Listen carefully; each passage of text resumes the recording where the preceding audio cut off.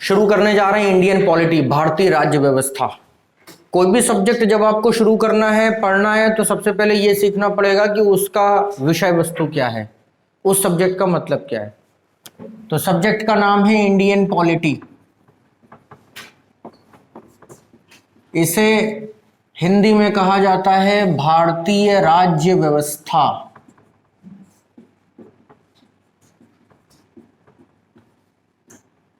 आप एक बार पॉलिटी को ध्यान से देखिए, ये एक शॉर्टकट है। पॉलिटी को अगर आप पूरा नाम लिखेंगे तो it is called political system, और अगर राज्य व्यवस्था को देखेंगे तो ये पूरा है, जिसका मतलब हुआ कि किसी भी राज्य को चलाने के लिए अपनाई गई व्यवस्था।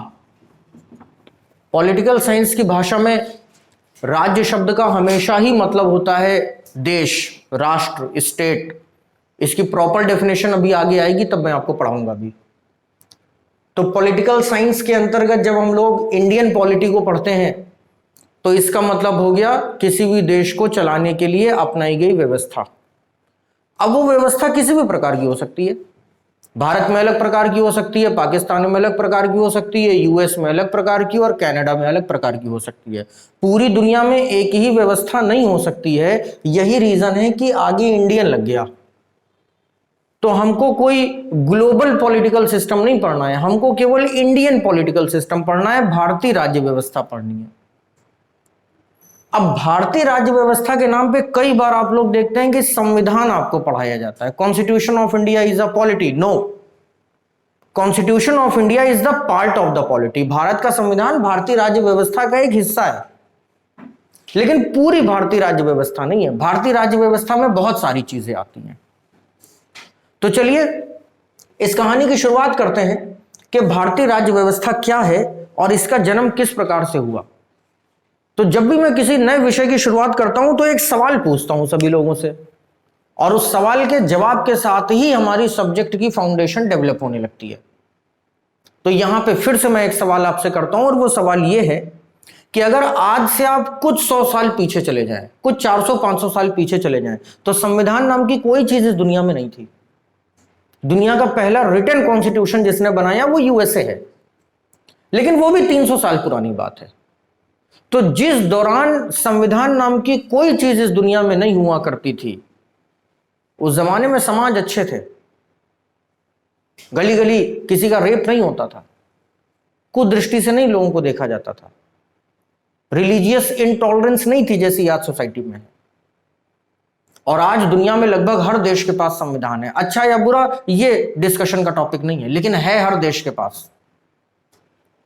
तो सवाल यह है कि पहले की सभ्यताओं में, पहले के समाज में जब संविधान नहीं थे तब भी समाज अच्छी तरीके से चलता था, लेकिन आज संविधान होने के बावजूद सोसाइटी हमारी अनस्टेबल रहती है, अच्छी तरीके से नहीं चल पाती है। इसके पीछे का कारण क्या है? क्या संविधान सक्सेसफुल नहीं हो पाया, या सोसाइटीज में कोई चेंज आ गया? इसके जवाब की अगर आप तलाश करेंगे तो आपको बहुत समय लग जाएगा, और हमारे पास यहां पे चर्चा करने के लिए सीमित समय है। तो जवाब आपको मैं दे देता हूं।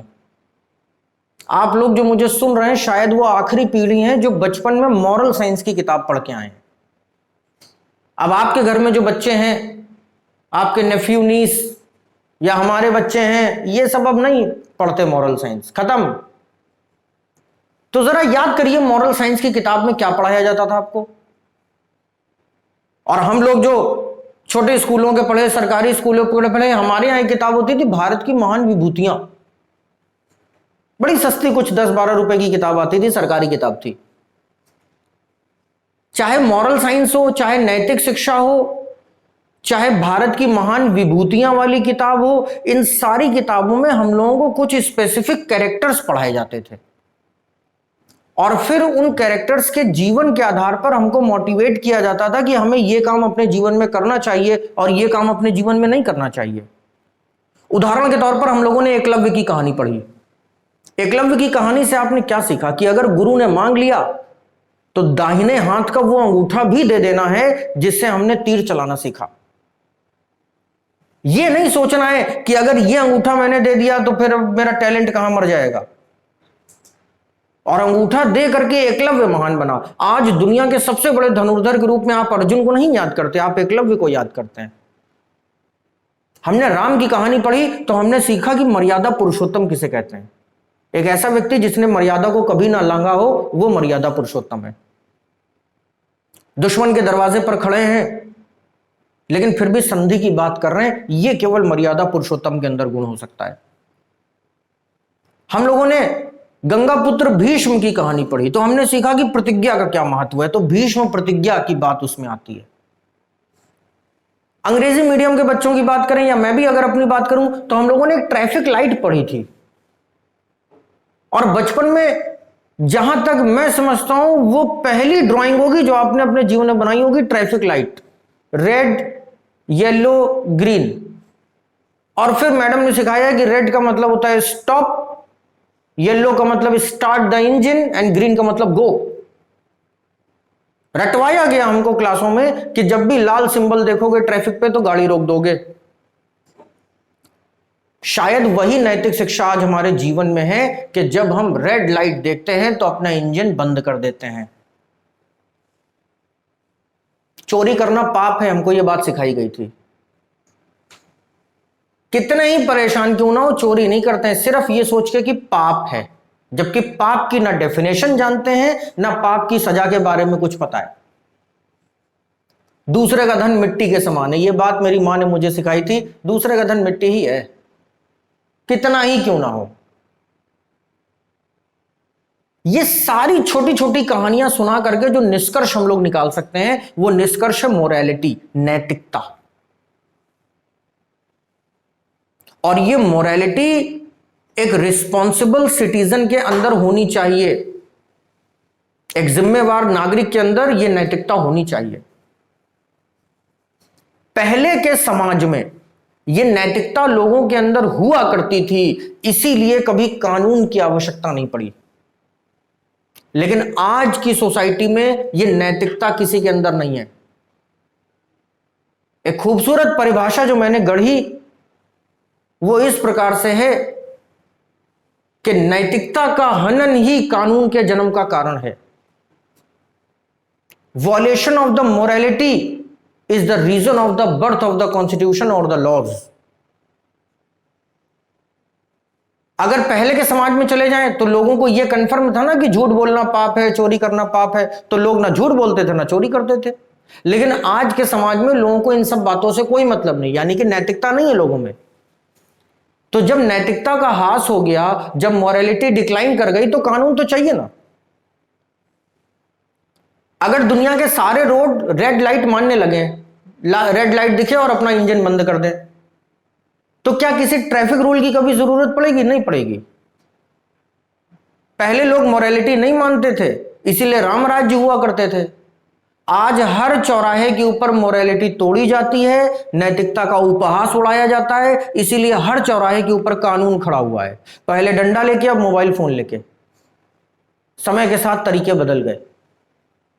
तो मेरे ख्याल में अब आपको बात समझ में आ गई होगी कि कानून के जन्म का कारण क्या है। बिना कॉन्स्टिट्यूशन पढ़े, बिना इंडियन पॉलिटी पढ़े, मैं आपसे एक सवाल पूछना चाहता हूं, वो कौन सा दिन होगा जब इस दुनिया से सभी कानूनों की आवश्यकता खत्म हो जाएगी?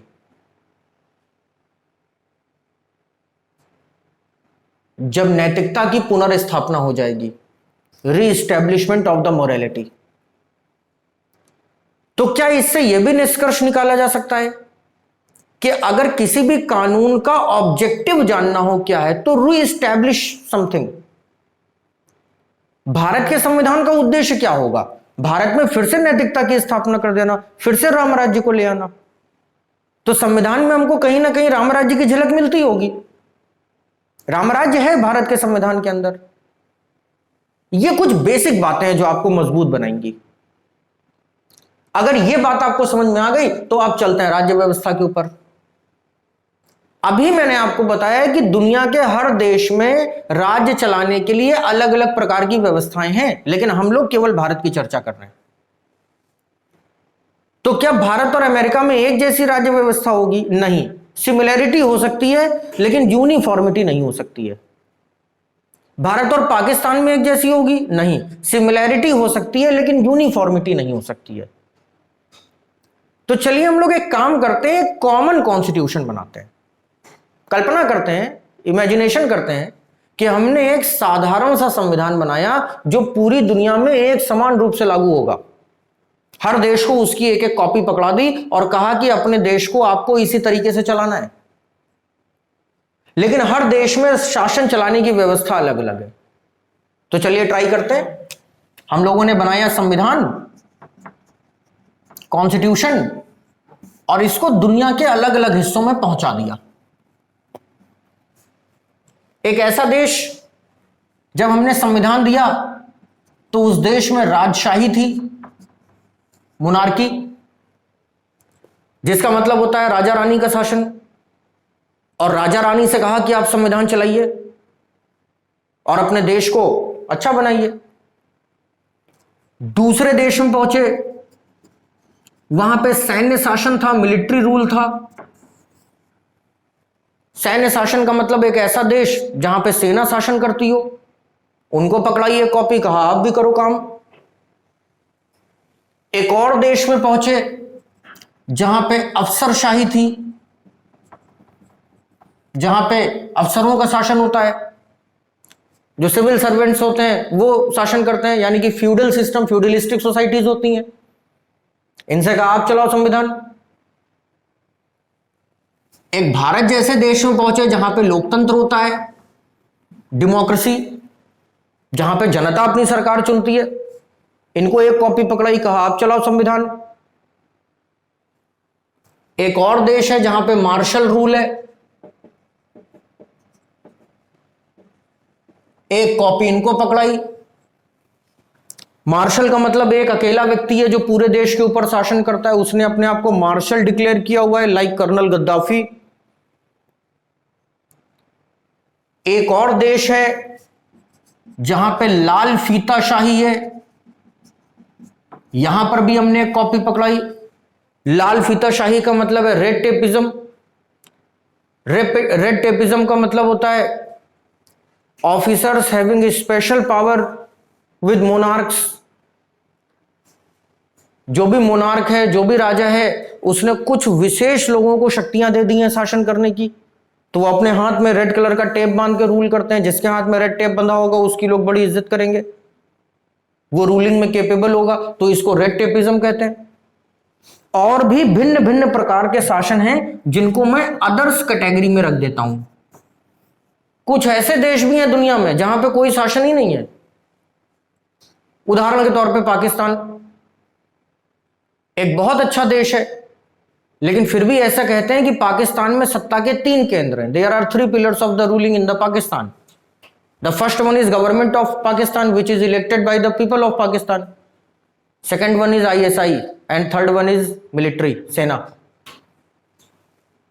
अगर पाकिस्तान की सरकार, पाकिस्तान की सेना और ISI तीनों में आपस में बन रही है और म्यूचुअल अंडरस्टैंडिंग से वहां पे कोई गवर्नमेंट है, तो it is the best government of Pakistan.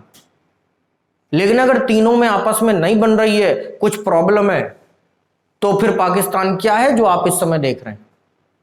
सरकार अलग भाग रही है, सेना अलग भाग रही है, ISI अलग भाग रही है, लेकिन वो ये बात कहते नहीं है किसी से। वो कहते हैं वी आर डेमोक्रेटिक कंट्री।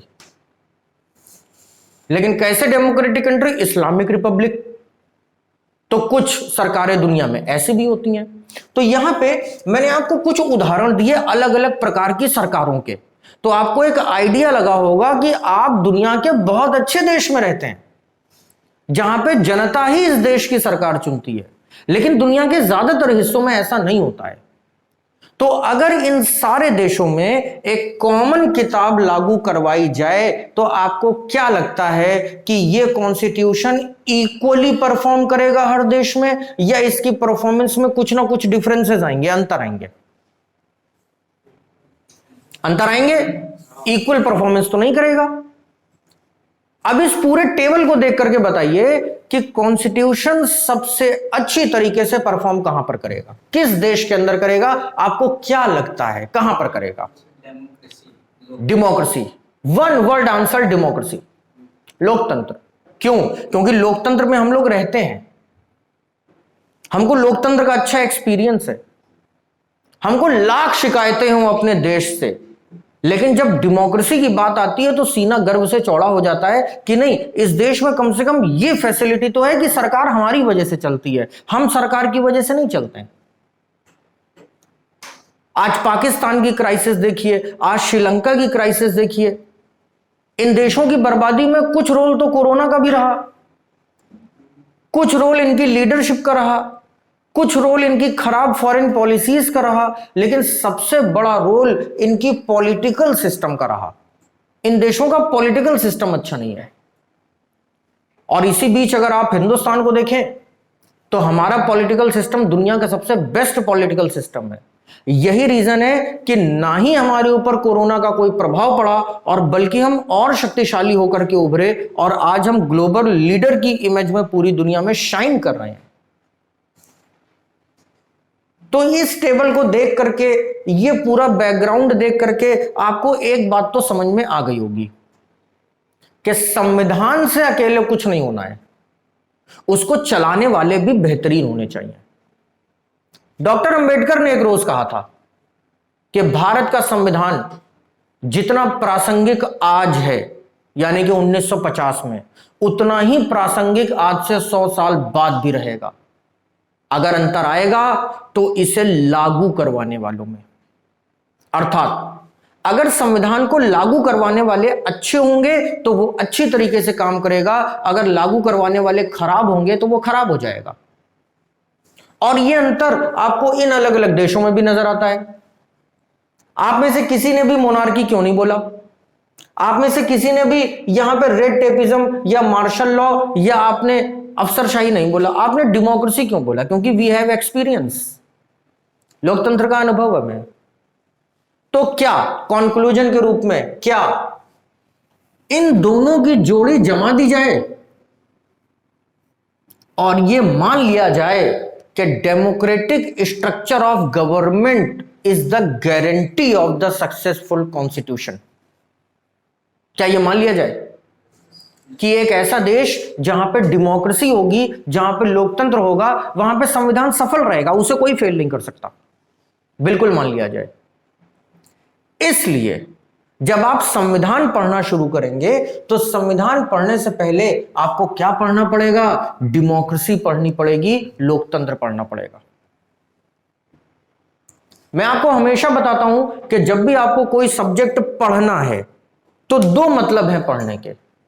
एक मतलब है फॉर्मेलिटी कि सर हमारा सिलेबस खत्म करवा दीजिए, करवा दिया, अपने घर जाइए। दूसरा मतलब है टू एब्जॉर्ब। पुरानी कहावत है अंग्रेजी में, some books are to be chewed, some to be tasted, but some to be digested.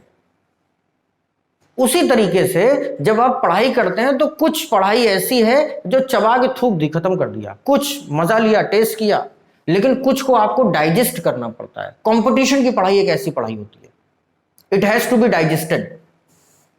और ये डाइजेस्ट तब हो पाएगी जब इसके इंट्रोडक्शन से लेकर और पर्दा गिरने तक आपकी अटेंडेंस रहेगी। अब पढ़ना कैसे है?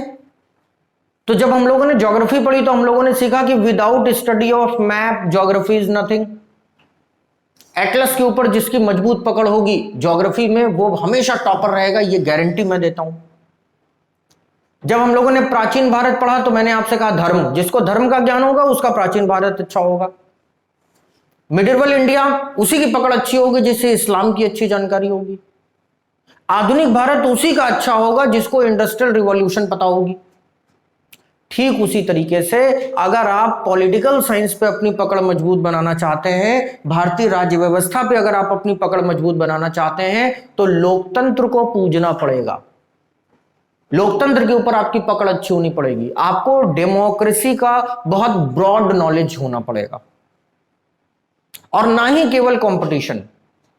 चूंकि आप एक सिटीजन ऑफ इंडिया भी हैं, इस दृष्टि से भी आपको कम से कम डेमोक्रेसी की समझ होनी चाहिए, वरना आप अनाप शनाप तर्क करेंगे कि ये क्यों हो गया, वो क्यों हो गया, और उसके पीछे का रीजन आपको नहीं पता होगा। तो अगर इस पूरी स्टोरी में आपको कोई डाउट ना हो तो अब हम लोग डेमोक्रेसी की तरफ आगे बढ़ जाएं आगे। चलिए, जब डेमोक्रेसी की तरफ आगे बढ़ते हैं तो सबसे पहले टर्म आता है लोकतंत्र या डेमोक्रेसी, और समझना पड़ता है कि इसका मतलब क्या है।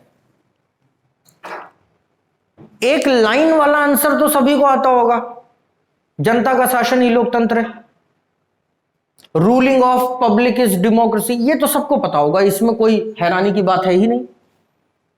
लेकिन अगर आप इस वर्ड को थोड़ा सा तोड़ दें, लोकतंत्र में लोक अलग कर दें और तंत्र अलग कर दें, तो यहां पे लोक का मतलब होता है पब्लिक और तंत्र का मतलब होता है सिस्टम। तो लोकतंत्र का मतलब क्या हुआ? एक ऐसा सिस्टम जो उस देश की जनता ने बनाया है, या किसी देश की जनता जो अपने ही बनाए हुए सिस्टम से चलती है।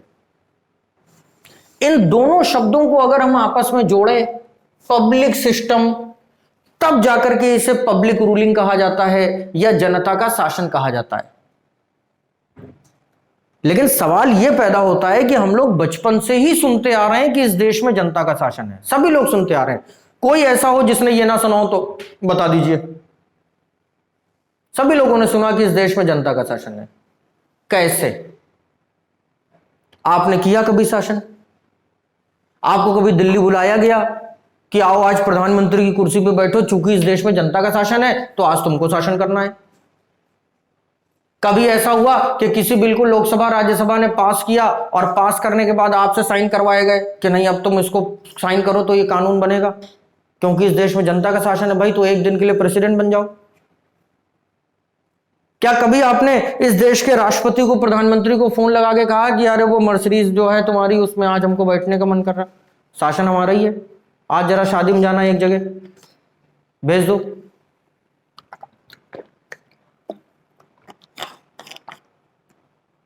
क्यों नहीं हुआ ऐसा? इसके पीछे का रीजन यह है, आम बोलचाल की भाषा में अगर कह दें तो हमारे पास समय नहीं है। इस देश में शासन तो जनता का है, मेरा और आपका शासन है, लेकिन हमारे पास समय नहीं है दिल्ली जाने का कि हम रोज रोज जाएं, पार्लियामेंट में बैठें, मंत्रालय चलाएं। We don't have time. सब्जी लानी होती है घर की, दूध लाना है, कोचिंग जाना है, शादियां अटेंड करनी है, गर्लफ्रेंड बॉयफ्रेंड से बातें करनी है रात रात भर। समय नहीं है सर देश पे शासन करने का, कैसे कर पाएंगे? तो चूंकि we are too busy to do rule, इसलिए हमने अपने बीच से कुछ रिप्रेजेंटेटिव्स चुन करके दिल्ली भेज दिए और कहा कि भैया तुम चले जाओ, शासन करो, हमारे पास समय नहीं है। तो we rule over the country through the representatives। आई बात समझ में? अब अपने बीच में से प्रतिनिधियों को चुनना और फिर दिल्ली भेजना, ये जो पूरी प्रक्रिया है, इसकी कहानी शुरू होती है 1946 से, 1946 से।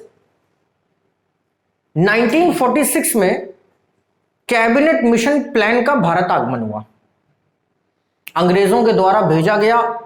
यह भारत में आखिरी मिशन था और कैबिनेट मिशन का काम था भारत में संविधान सभा का गठन करवा देना, कॉन्स्टिट्यूएंट असेंबली का गठन करवा देना और भारत की आजादी पे मुहर लगा करके वापस आ जाना। यह पहला और एकलौता ऐसा मिशन था जो भारत आया और जिसका फूल माला से स्वागत किया गया। वरना पीछे के सारे मिशंस को तो काले झंडे दिखाए जाते थे, like Simon commission, Simon go back, काले झंडे बहुत फेमस है। मार्च के महीने में कैबिनेट मिशन आ गया। सर पैंथिक लॉरेंस, एवी अलेक्जेंडर, स्टेफर्ड क्रिप्स, ये सब बड़े बड़े लोग इसमें शामिल थे। दिल्ली पहुंचे, फूलमाला से स्वागत हुआ और अलग अलग पॉलिटिकल पार्टी के नेताओं से अलग अलग कमरों में बात करी। बिरला हाउस में गांधी जी से बात करी, पंडित नेहरू से बात करी, तो मोहम्मद अली जिन्ना से अलग बात करी। डॉक्टर अंबेडकर दलित महासभा के रिप्रेजेंटेटिव्स हैं, उनसे अलग बात करी, हिंदू महासभा के लोगों से अलग बात करी, सिखों के प्रतिनिधियों से अलग बात करी, और सबसे अलग अलग बात करने के बाद एक कॉमन निष्कर्ष ये निकाला गया कि भारत एक डेमोक्रेटिक कंट्री बनेगा। और चूंकि डेमोक्रेसी का मतलब होता है रूलिंग ऑफ पब्लिक, और एक डेमोक्रेटिक कंट्री बिना कॉन्स्टिट्यूशन के चलेगा नहीं, बिना संविधान के चलेगा नहीं, तो संविधान को बनाएगा कौन? इसी देश के लोग बनाएंगे। अब उस जमाने में आबादी अगर 21 करोड़ की है तो 21 करोड़ लोग तो नहीं संविधान बनाएंगे। आजाद हुआ 1950-51 की सेंसस के अंदर 33 करोड़ की आबादी है, इतने लोग तो नहीं संविधान बनाएंगे।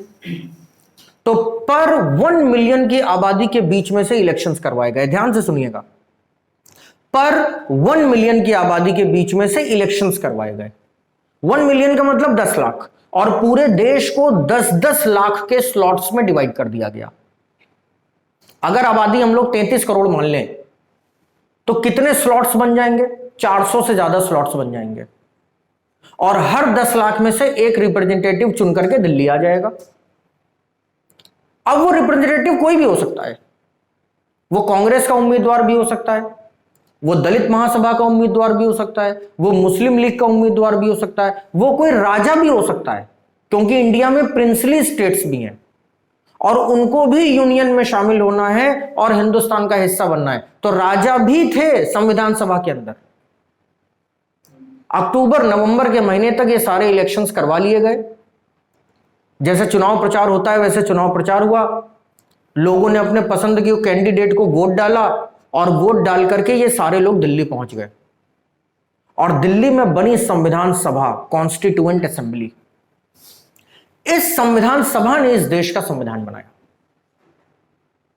तो अगर आपसे कोई पूछे कि भारत का संविधान किसने बनाया, तो अगर इनडायरेक्टली कहा जाए तो ये तो इस देश की जनता नहीं बनाया।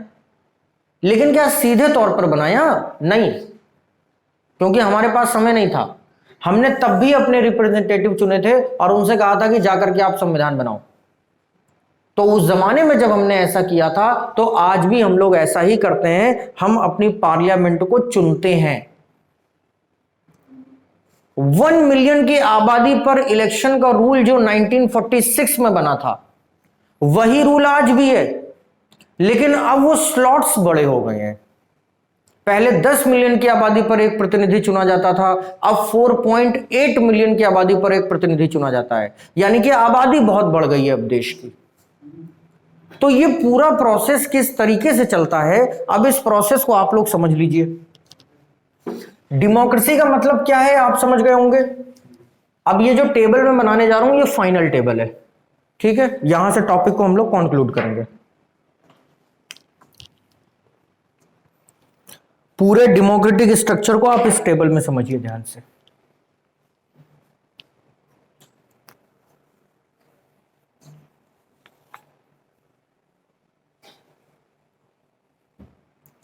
लोकतंत्र का मतलब है जनता का शासन।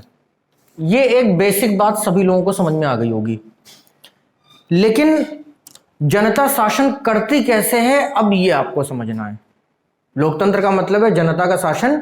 अभी पीछे मैंने आपको बताया कि हमारे पास टाइम नहीं है शासन करने का, इसलिए हम लोग डायरेक्ट रूल नहीं करते। तो इनडायरेक्ट रूल कैसे करते हैं इसको समझिए।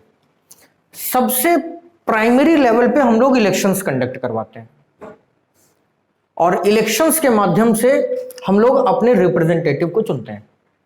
अभी मैंने आपको बताया कि 1946 में जो व्यवस्था बनी थी वो इलेक्शन पर 1 मिलियन की आबादी पर हम लोगों ने करवाए थे। तो अगर हम 10 लाख लोगों के बीच में से एक प्रतिनिधि को चुनेंगे तो सारे देश में से ऐसे प्रतिनिधि चुन लिए जाएंगे, इनको कहा जाएगा रिप्रेजेंटेटिव।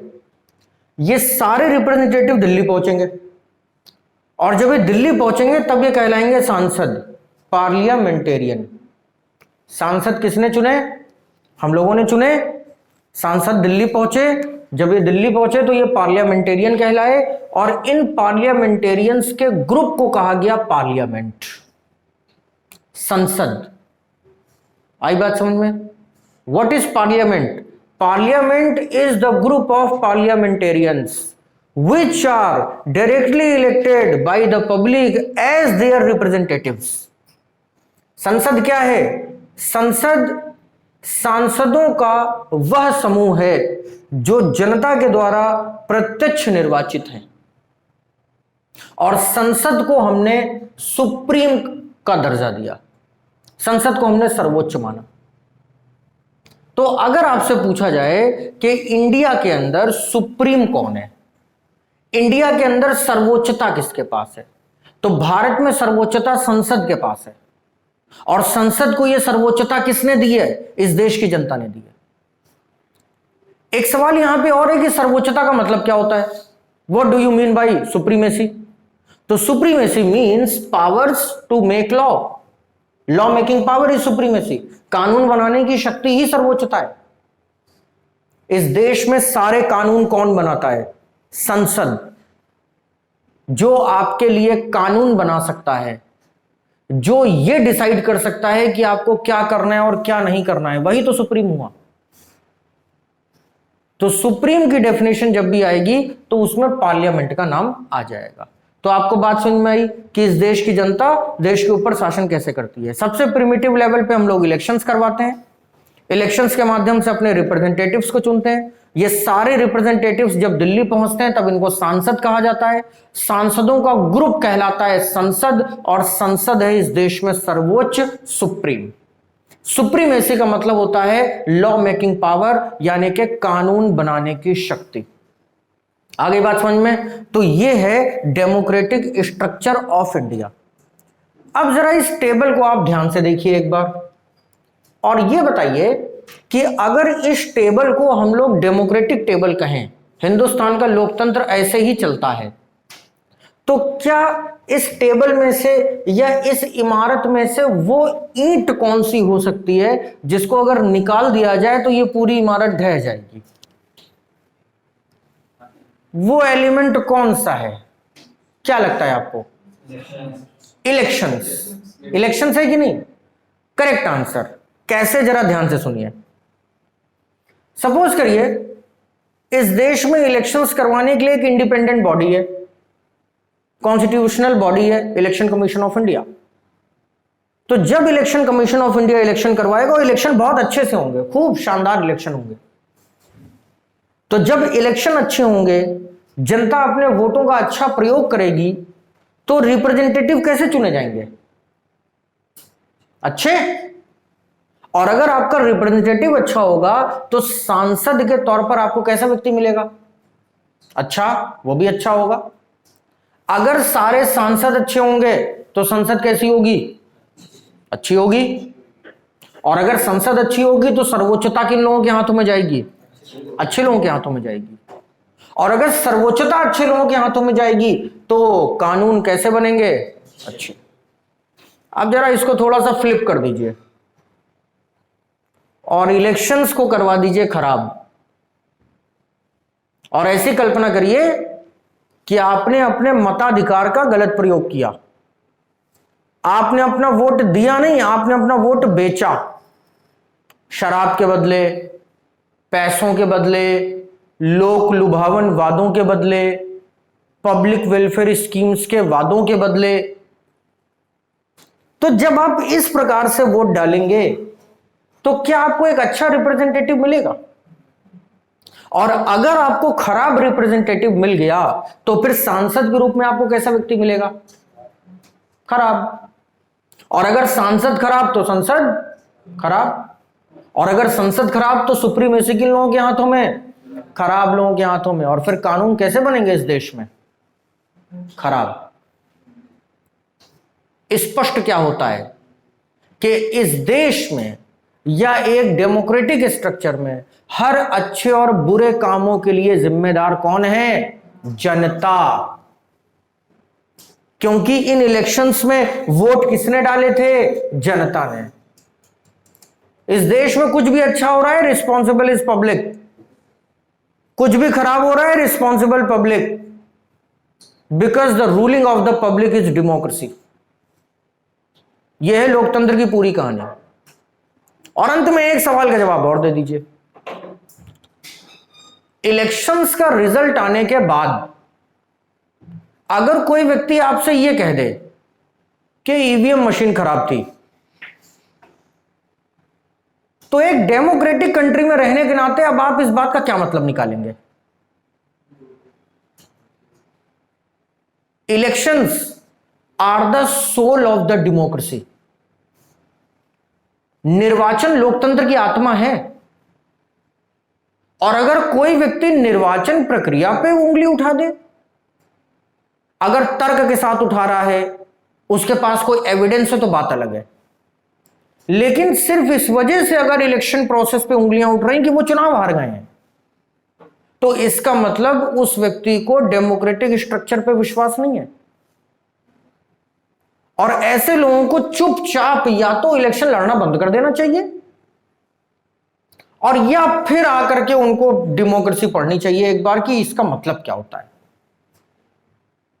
जब बार बार कहा जा रहा है कि लोकतंत्र का अर्थ है जनता की इच्छा, जनता जो चाहेगी इस देश में वही होगा। आप इलेक्शन हारिए, आप विनम्रता से अपनी हार को स्वीकार करिए और जनता से फिर से एक विश्वास के साथ प्रॉमिस करिए कि सर हम फिर आएंगे अगली बार। हो सकता है कि हम अपनी बात आपको सही ढंग से समझा नहीं सके, हो सकता है कि हमने जो वादे आपसे किए उन वादों में कुछ कमियां हो, मैं फिर आऊंगा।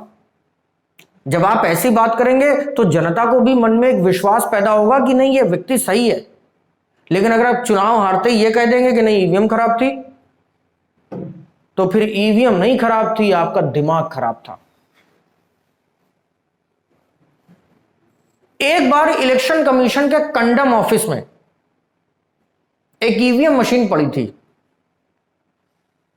और पहले के जमाने में जो बैलेट पेपर चला करते थे तो एक बैलेट बॉक्स पड़ा था। कल्पना है, सुन लीजिए। तो बैलेट बॉक्स और ईवीएम मशीन दोनों आपस में बातें कर रहे थे। बैलेट बॉक्स ने कहा और बताओ बहन कैसी हो? ईवीएम ने कहा कि ठीक हूं बहन, लेकिन आजकल बहुत परेशान रहती हूं। बैलेट ने कहा क्या हो गया? बोली अरे जहां देखो छेड़छाड़, अखबार पढ़ते हो, आए दिन छेड़खानी की घटना, ईवीएम के साथ छेड़छाड़ हुई, ईवीएम में छेड़खानी के आरोप, मैं तो परेशान हो गई हूं इस छीटाकशी से। बैलेट बॉक्स मुस्कुराई और उसने कहा बस परेशान हो गई छेड़छाड़ से, अब वो दिन भूल गए जब हमें लूटा जाता था। पूरा का पूरा पोलिंग स्टेशन लोग लूट लेते थे, लाइन लगी है बाहर कैंडिडेट्स की वोट डालने के लिए, और अंदर आ गए, हाँ जाओ हो गया वोट, और खुद ही लगा रहे हैं डालने वोट।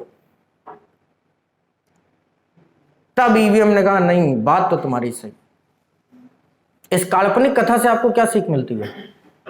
कि एक दौर वो भी था इसी देश में जब डेमोक्रेसी नाम की कोई चीज ही नहीं थी, केवल कागजों में लोकतंत्र चलता था। पुरानी पिक्चरों में देखते हो ना, डाकू आए बैलेट बॉक्स लूट के लेके चले गए।